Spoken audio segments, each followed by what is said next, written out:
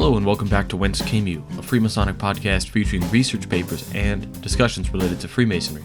I'm your host, Brother Robert Johnson. Well, first up, some news. I've talked with Brother Joseph James, who will be our next interview, and as some of you may know, he is a returning guest, and in fact, he was our very first guest that we ever had. So Brother Joseph James is an actor, producer of several movies, including his latest project, The Freemason. He'll be coming on the show to talk about the film, the fraternity, and even more. He's even been really kind enough to let me see a few scenes from the new movie, and I have to say, it looks really good. In a somewhat mysterious set of circumstances, and in agreement with an anonymous brother, I may be reading some very special esoteric pieces, but again, more on that as it develops. A new segment for the show is being tossed around, and I think you guys will really like it. It will be a little bit comedy and a little bit education together, and it will always remain Masonic in nature. More on that probably next week. We launched a new page featuring all the books by the friends and guests of the show. So if you visit wcypodcast.com and at the top just click the bookstore, it will take you to a spot which has pictures and links to all of the books by brothers like Todd Creason, Mike Shirley, Charles Harper, Steve Harrison, and Robert Lewis. Check that out when you get a shot. We had some really great traffic on the Midnight Freemasons this last week, so thanks very much for checking it out. It's a great site and provides amazing articles 3 times a week. They never repeat unless they've been updated significantly. So please check that out, www.midnightfreemason.blogspot.com. So also, I should probably just go ahead and tell everybody, happy Labor Day. If you're listening on Monday, it is Labor Day, and I hope you guys have a relaxing day. If you're working, hopefully you're getting that double time, and when you do get home, try and relax. Alright, so the first piece I have for you this week is a short talk bulletin. The original piece I was going to have for this episode was by another brother, but I actually couldn't run it because it's going to be run in either the Livingstones or in the Working Tools magazine, I think next month, and I didn't want to put it out there before it had a chance to be out there where it was planned to be. So I still may read that piece, but after it's run in the magazine first. So instead, I found another great piece called Truly Prepared, and it's from Volume 4 of Short Talk Bulletins, May of 1926, number 5. The author is unknown. Why do so many Masons lose interest in Masonry and drift away from the lodge? Why do the majority retain only a nominal relation to the craft? Why is it that hardly 10% ever attend any meeting of the lodge, and a still smaller number take an active part in its affairs? What is the meaning of these facts? And how can the problem which they raise be solved? Such questions are much in the minds of the leaders of the craft everywhere. It is a condition and not a theory that confronts us. The influx of members during the Great War and in the years following has subsided. In some states, the number of initiates has fallen below pre-war days. The vast mass of those who came in on the impulse of wartime are now numbered among the casual Masons. The feeling grows that something is wrong and that we must seek to set it right if we are to have an alert and active Masonry. Just now, the Masonic Service Association is working on this problem with the leaders of the Grand Lodge of Massachusetts, and we beg to give here the findings arrived at, both as to the meaning of the fact and the method of dealing with it. Clearly, we have failed to set the craft to work and give them proper instruction, or else they would not drop out of the membership or regard Masonry as merely another order to belong to and nothing more. To that end, we must begin at the beginning and lay the basis of a real Masonic life. What is needed is extra ritualistic preparation of the man applying for the degrees before, during, and after his reception into the lodge. Of the 3, the first, if not the most vital, is surely profoundly important, and it has been almost entirely neglected. Let any man recall, if he can, his state of mind regarding the craft when he knocked at his door, and he will realize that he had but the faintest idea of what Masonry is and of what it meant to be initiated into it. The method now proposed takes account of the fact and takes him in hand as soon as he has expressed a desire to join the lodge, and even before he has made his application for the degrees. In this way, by making strict inquiry of an aspirant for the degrees to see if he has in him the stuff of which a Mason may be made, no end of embarrassment may be avoided, and the craft strengthened or protected accordingly. The first duty of the committee, as well as the last, is to see whether or not the man before them has the qualities of a character which will enable him to add to the good name and integrity of the craft, and also whether he will actually make such a contribution. In short, is he in his daily life and acts going to be a Mason, in fact, or in name only? Such information or impression can be obtained by examining him as to his attitude toward Masonry. Why is he applying? What induced him to take this step? What is his opinion of Masonry? And upon what does his opinion rest? It should be emphasized in plain terms that his privileged membership in the craft carries with it a certain obligation that will rest upon him toward the craft. It must be explained to the applicant that it is the business of Masonry to teach the virtues of the moral life, chastity, charity, and service, and his known attitude in regard to these matters ought to determine whether he is a man fit for the fellowship of the fraternity. Also, care must be taken to impress upon the applicant the fact that the moral life obtains its sanction and authority from the spiritual faith.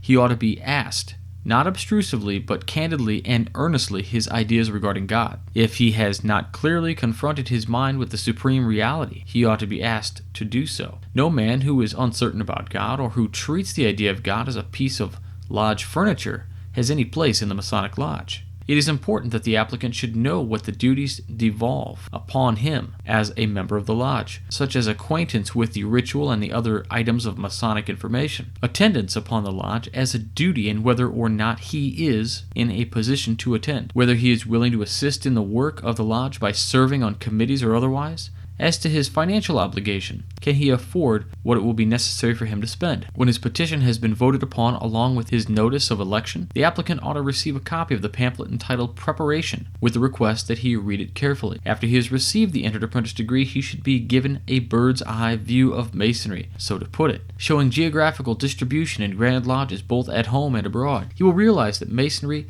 encircles the earth, but is strongest in America, where 3/4 of the craft live and toil.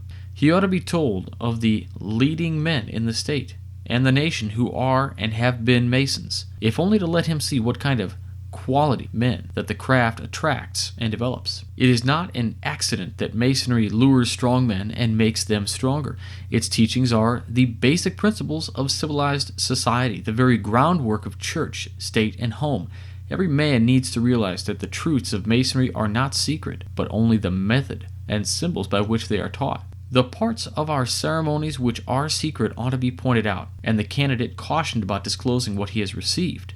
Those who post the candidate on the work of the degree ought to tell him something of what it means, after the manner of the intenders in the old lodges of Scotland. Such a book as The Symbolism of the 3 Degrees by Street is useful for this purpose, not that it should be read to the candidate, but its facts told him as he goes along. He should know the use of the tools of the craft, the meaning of the great lights, especially the great lights, its teachings about brotherly love, relief, and faith, its cardinal virtues of temperance, fortitude, prudence, and justice. As in the Scottish lodges, the obligation should be explained, particularly the figurative character of its penalty and the fashion in which the oath was sealed and why. He ought to know the dewguard and sign of the degree, and when and how they are to be used in the lodge. It is not enough to tell him these facts. He ought to be fully clothed and asked to enter and retired from the lodge in the proper manner. A candidate is in novel surroundings, and while he does not remember all that is told to him, it is not easy for him to forget what he acts out. In a like manner, the 2nd degree is to be studied, showing in what ways it differs from the first,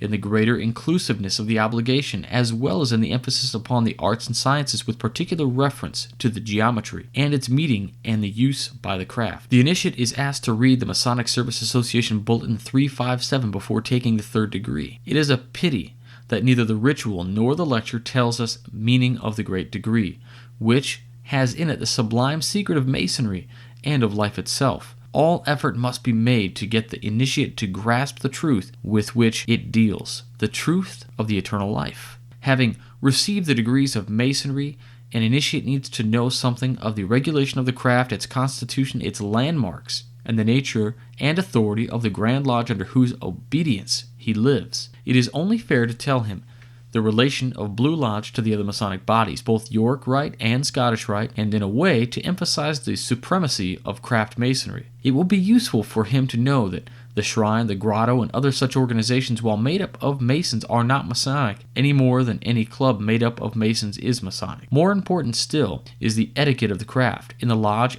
and outside, and the discretion necessary in making himself known as a Mason, or in responding to the advances of others. Such simple things about Masonry and how to use it ought to be taught every Mason in the lodge, and such extra ritualistic instruction the Grand Lodge of Massachusetts proposes to give the men who enter its fellowship using the literature and other helps prepared by the Masonic Service Association. It is hoped that the other Grand Lodges will take up the plan, or some other equally good and simple fairness to men who are made Masons, that they may be duly and truly prepared for the better appreciation and service of the craft. Some of us, looking back, wish very much that we had been thus set to work and taught the meaning and uses of our tools. The adoption of such a plan by an old and great Grand Lodge marks a long step in the right direction, a new epoch in Masonic education of which we have heard so much and seen so little result. It is like a dream come true, the full meaning of which few men can realize, save those who have worked and planned for years to see it become a fact. Such things we can do together, each borrowing from the wisdom of each other. Those of us who had to wait long and work hard for information about Masonry which should have been taught us by our Mother Lodge, look with envy upon the young men of the Old Bay State.